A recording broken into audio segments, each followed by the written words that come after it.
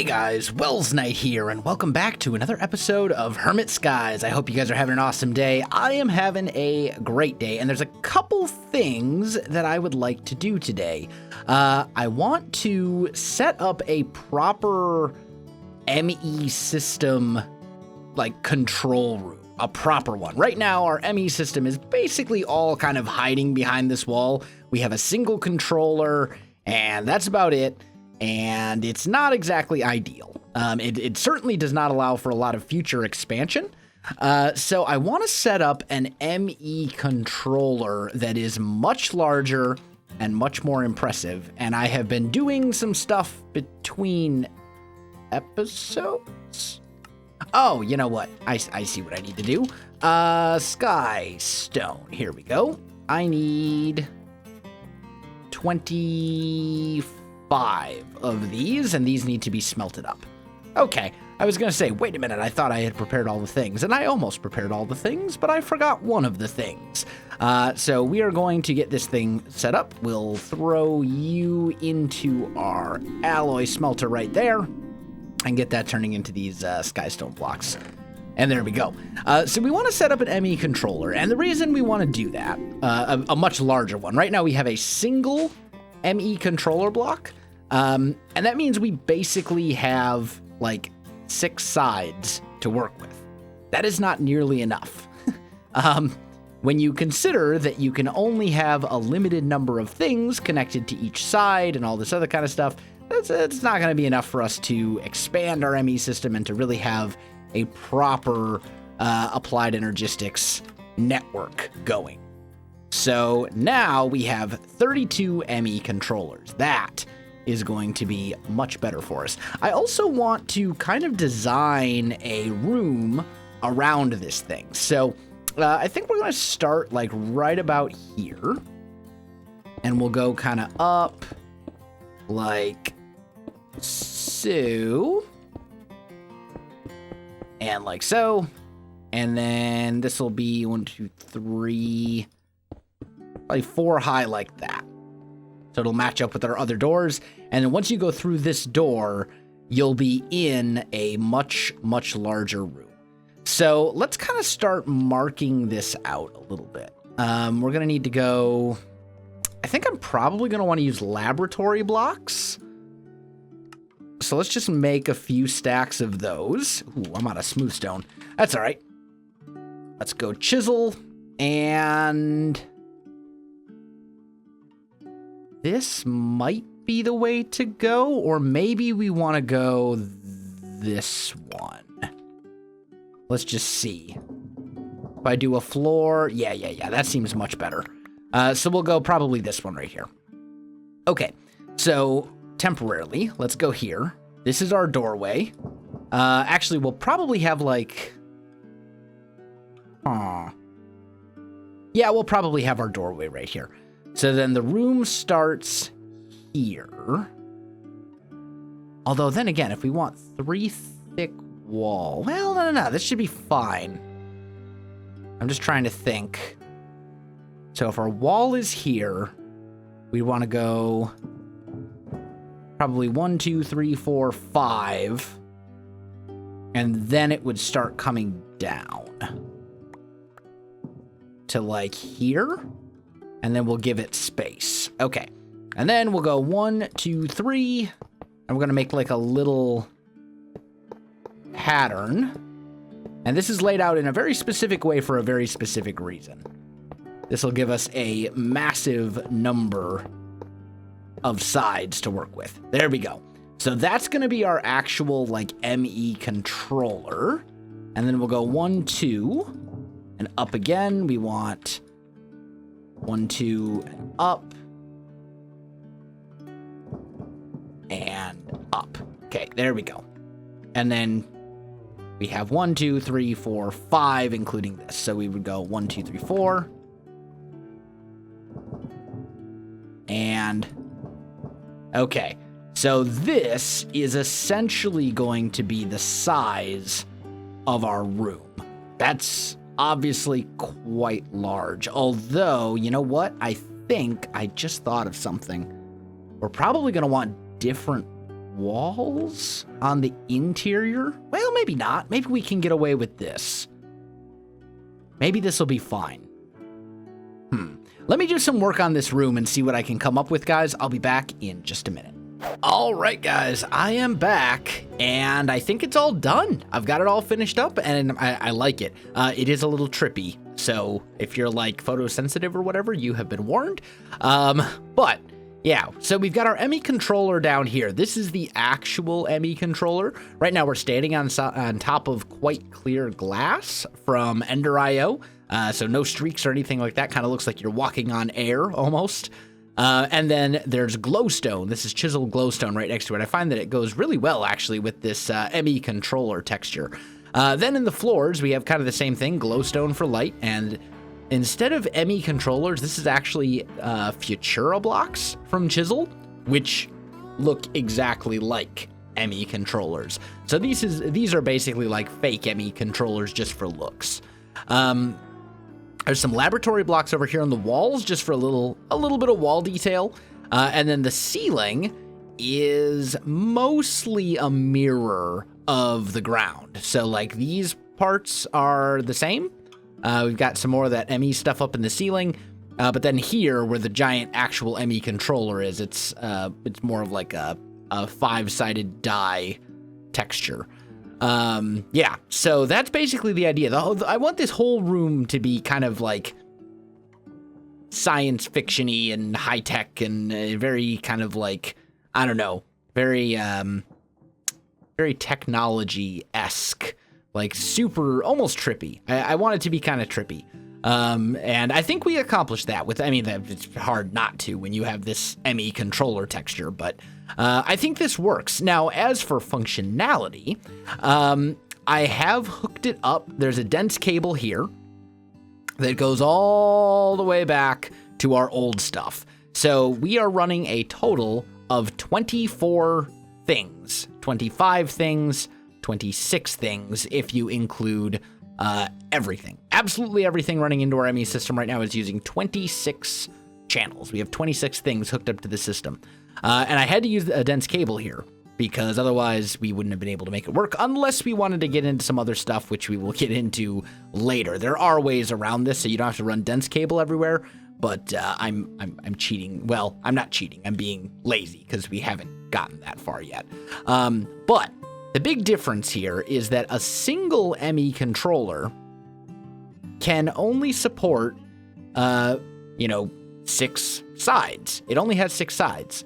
And each of those six sides can support a maximum of 32 things because the highest number of things is 32 in a dense cable, right?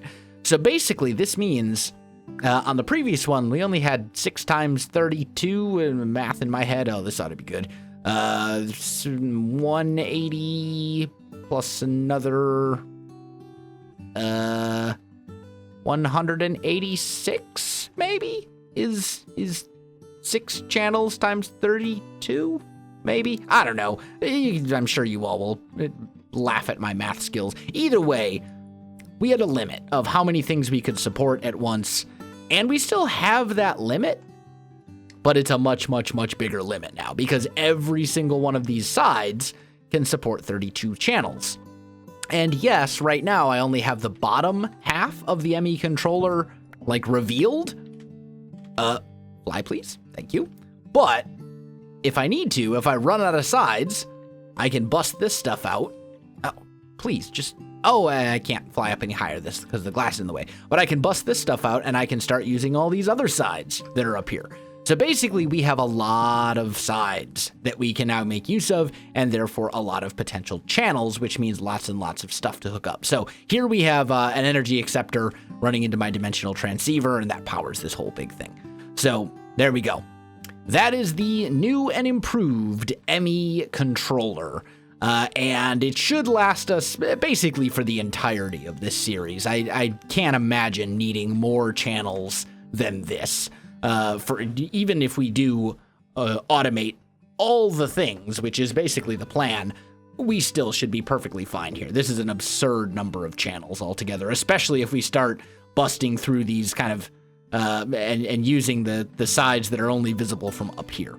So we should be good there. Now, the next thing that I want to do, well, actually, there's a few different things I would like to do. The first step along a long process, farming is very, very powerful in this pack, as you guys know, because we've played around with mystical agriculture a bit. We know that there's a seed for basically all the things. You can farm everything from gold to terra steel to you name it, right? Farming is extremely powerful in this pack. And there are a couple things that you can do when it comes to farming to increase the speed of crops. We've already done fertilized dirt. That's a good option. It's cheap and it works really well. So we want to make use of that. There's also the growth crystals, and these you can either get in loot bags or it is possible to make them yourself as well. And I probably will want to do that actually. There's also these growth accelerators. I don't know. It says grows plants above it faster. I believe these actually like stack. So you can make like a big, huge stack of them going down, 64 blocks or something like that, and it'll greatly increase that. But what I think is probably the best overall one, well, at least the best when you're comparing like cost versus benefit, at least, the lily pads of fertility. These things are amazing. Basically, as long as they're close to a plant, they will increase the growth rate, and more importantly, they stack. So what you need to make these, you need a lily pad. We can get lily pads using nature essence, which we are farming up. And then you also need rib bones, catalyzing glands, cactus dye, and slime pearls. Now, all of that stuff we have. We have catalyzing glands here. I've got 3,000 of them. I've got 2,700 rib bones. I've got, I don't really have a lot of cactus, but I could easily make a cactus farm and get all the cactus I'll ever want and then some. What we don't have a lot of is slime pearls. And the thing is, when it comes to slime pearls, they drop from slimes, but they only drop from slimes when it's a player kill. So like our mob masher, that's down there. Well, actually, I think there's an upgrade to make it count for as player kills or something like that. But either way, that farm is not, it's not getting slimes. So I think what we want to do, I want to make an actual slime farm. And the first step to doing that, I think the best way for us to do this is going to be to use a auto spawner, or a powered spawner, I should say, from Ender.io. Now, in order to actually get a powered spawner, I need to find a broken spawner, and that's why we're in the nether. No, stay far away, please. So we want to find somewhere a blaze spawner, I think, and break that, because I need a broken spawner of some sort to make this work. And I know I've come across one here at least a couple times. There's gotta be one here, unless one of the other server peoples has come and taken it, but I kind of doubt that. I haven't really seen anyone over here at all. So I'm gonna look around for a blaze spawner or two. Once I come across one, I will meet you back at the main island. Someone has been here, and they took my blaze spawners. I feel slightly cheated. There were 2 blaze spawners over here, and someone has come within like the last couple days and taken both of them. Not just one. They couldn't just take one for themselves. No, they had to go and take both of my blaze spawners. Okay. Well, I guess I'm gonna keep looking. All right, guys, I am back, and I've got a broken spawner. I found one. So what we want to do is we want to grab ourselves a soul vial, and we're basically going to want to change this spawner into a slime spawner. That's going to be the plan. Now, down here, I know there's a slime chunk because this place spawns slimes all the time. Like, they're a menace. They're constantly showing up and bothering me and just generally being jerks. So, hello, artifact loot bag. Thank you for joining me. I guess what I'll do is I'll just kind of chill over here for a little bit until a big slime spawns. That's probably the smart way to do it. Well, we finally got a slime to spawn, but it's just a little guy. I really want a bigger slime than this. I see one. Come here. We got it. We've done it. Okay, so slime is now ours. We have a big slime. Good. Okay, so now what we need to do is we need to turn our broken spawner into a slime spawner.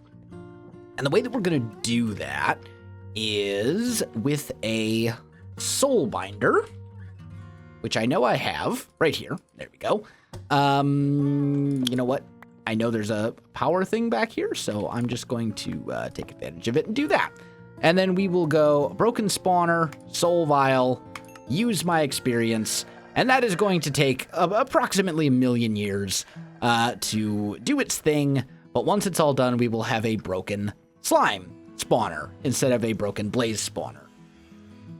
And then that spawner, when we provide it, when we combine it with a powered spawner, an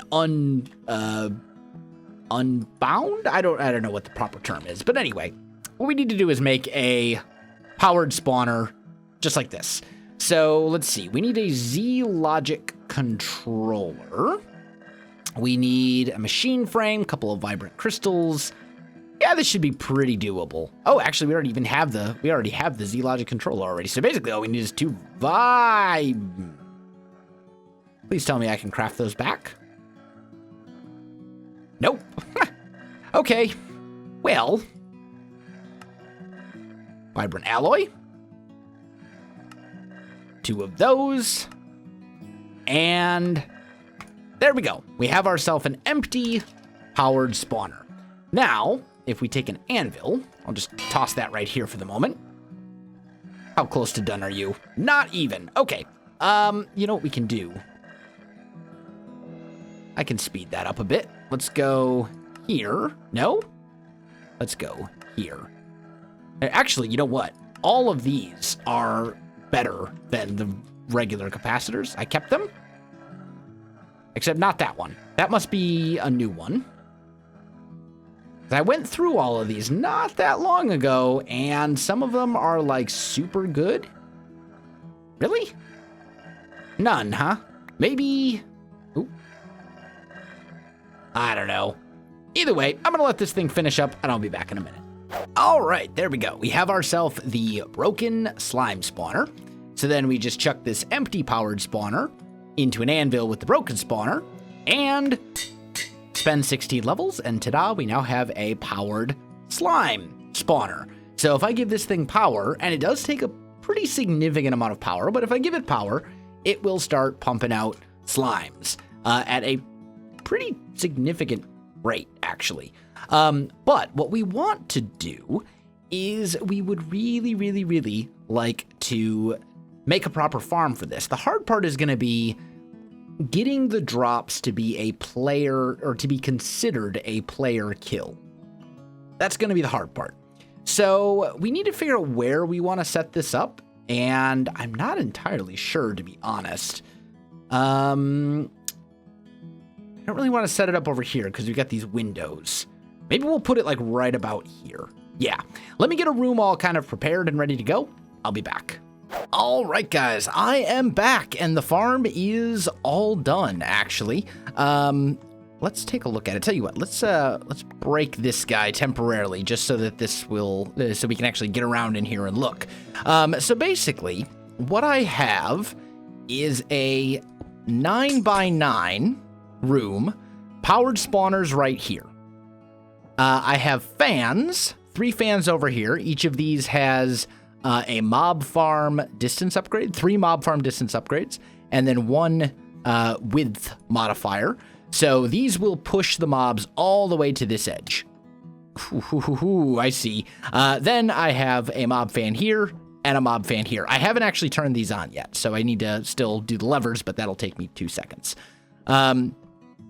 to actually kill the enemies, I have a mechanical user right here set to entity and upper left slot only and left click. Okay, entity, left click, upper left slot only.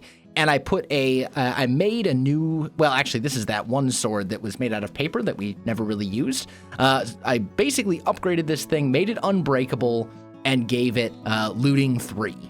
So we have an unbreakable carbon broadsword in here with looting 3. That will hit anything that stands right here, as you can see. So the fans are going to push it in front of this. The mechanical user is actually going to kill him, and it will count as a player kill because all actions that the mechanical user does are considered player actions. As for a floor, it's laboratory blocks. There's a couple of painted glowstone stuff in here as well.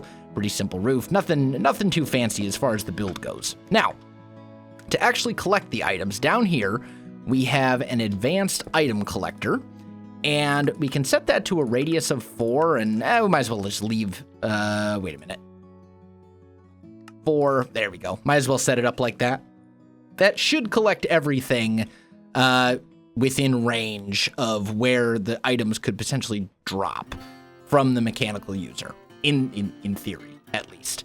And then basically it goes into a diamond chest, and the diamond chest sends it to a tesseract, which ultimately sends it into our ME system, or into a dimensional transceiver. It's not, I'm going to continuously call them tesseracts because that's what they were called when I started playing modded Minecraft. Anyway, so that's kind of the deal. Now, we do need to power all these fans. So let's just go like so, and one more right there. That should turn all the fans on.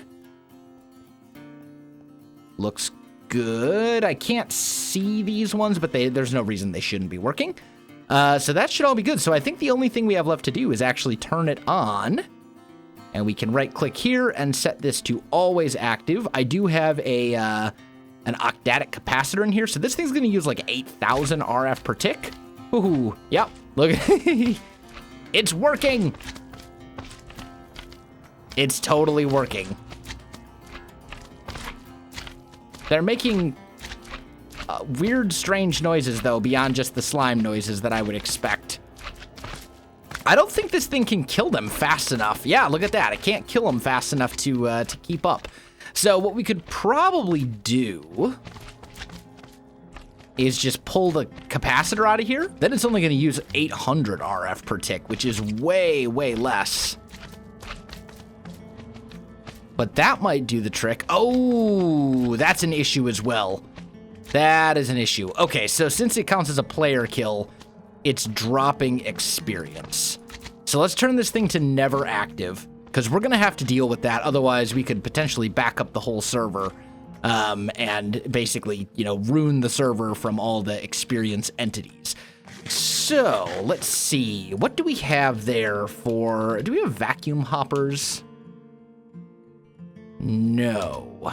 We have... Oh, we have the XP vacuum, though. This should work, I think. I'm hoping it will anyway.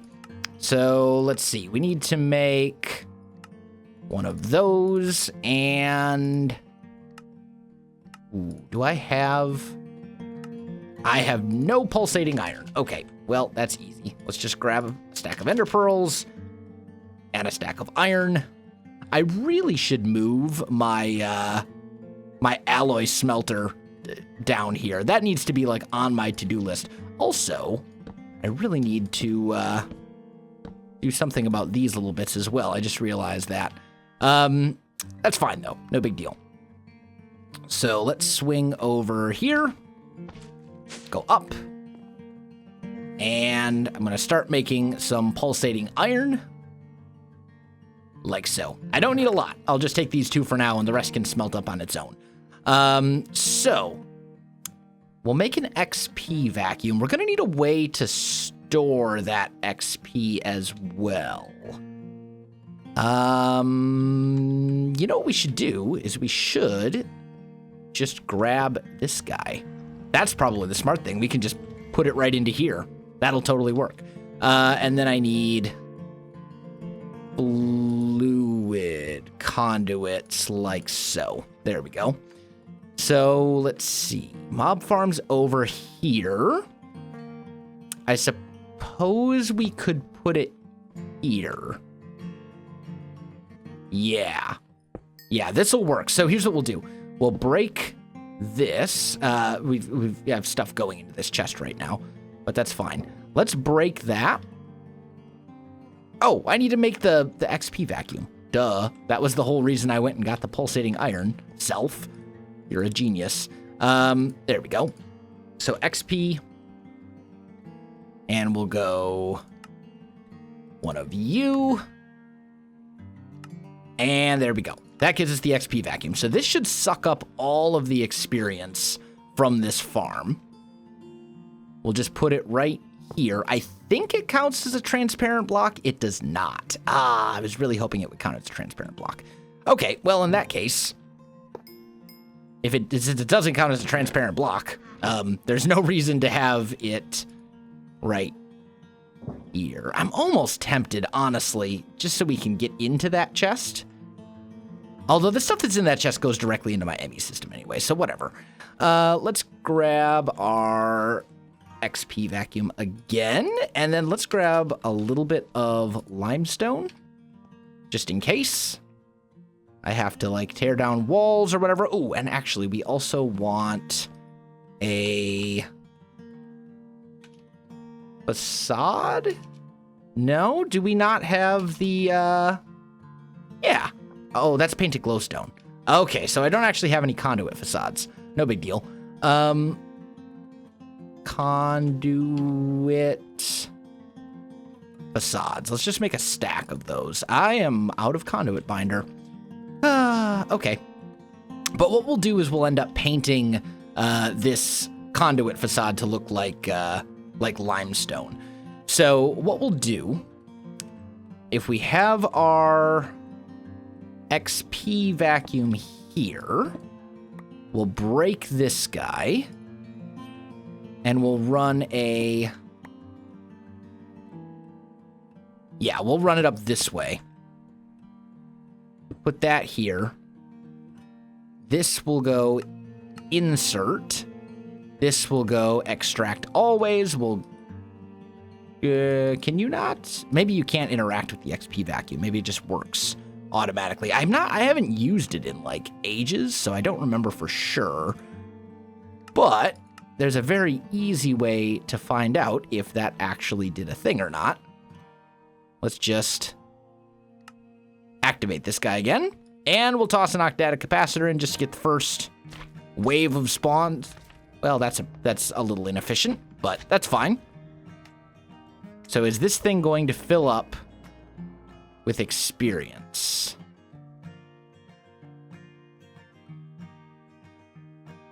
Did that? No. No, it didn't. Okay, so why is the XP vacuum not working? Extract always.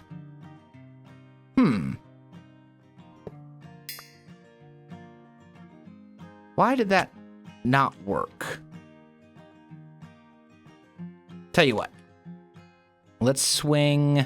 Let's put this down. I thought this thing could be interacted with, but it definitely was not sucking up the experience. So pulls nearby XP orbs and pushes them into adjacent tanks and conduits. Needs to be activated with liquid HP, or with liquid XP. Okay, so what we need to do is extract, and that should be good. So this thing is now, or at least should now be active, I think. Except it just went flying over here. XP. Thank you. Let's try this again. Did not realize that was a thing. See, I told you, I haven't used one of these in like forever. There we go. Yeah. And now it's working. Extract always. It should send the experience to here as it comes in. Is this thing still running? Let's set it to octadic for a minute. I just want to make sure this works. I mean, it's filling up, but it's not really making it. And that's because these conduits don't, like, for these fluid conduits, gravity is a thing. All right, let's yank the octadic capacitor off of there. It's not needed anymore. That is filling up so slowly. I think we will probably have to do different conduits. I don't think those ones are gonna work. So we'll go fluid. And, oh, I don't have any of those, do I? What if we were to use... I suppose I'd just have to make more conduit binder, I guess. Let's just make like 4 stacks, and then we'll have to smelt all of that up. I can speed up the smelting process a wee bit. We'll just go back here. Toss that in there. That'll put it through all those massive smelters over here and get those going. And that should give us like all the conduit binders. So now we should be able to make pressurized fluid conduits. There we go. Let's just make a stack of those. That should be enough. And now we will try this again. So we want to go you, and you go away. And then we want to go extract always, insert. There we go. So now that should work. This thing should be filling up with experience. Yes, yes it is. Good, good, good, good. Okay, so it is actually working. All I need to do is paint this facade, and then I think we're good to go. So we'll have a fully functional slime farm, and that will actually give us slime pearls. So I want to say we had like 66 slime pearls in our system, something like that last time. We now have 97, so it is working. It's obviously going to take some time for us to get, you know, like ridiculous numbers of slime pearls, but we'll get there eventually. Also, I did have an unfortunate accident with my mob farm. As I was leveling up that carbon sword that we put in there, a creeper exploded and kind of destroyed, like, everything. So, yeah, I may just tear this down and remake the whole mob farm somewhere else, or I might fix it up. I haven't decided what I'm going to do there yet. But either way, that is a thing. Stupid creepers. Anyway, guys, I think that is going to do it for today's episode. If you enjoyed the video, you know what to do. Links in the description below, so check that out as well. Make sure you're also checking out all the other hermits playing Hermit Skies as well. Some of them are doing some amazing things. Jasassin is, like, on pace with me. Like, everyone seems to think that I'm so far ahead of everybody, but some of the other hermits are just as far in a lot of ways. Anyway, guys, that's going to do it. So thanks for watching, and I'll see you in the next one.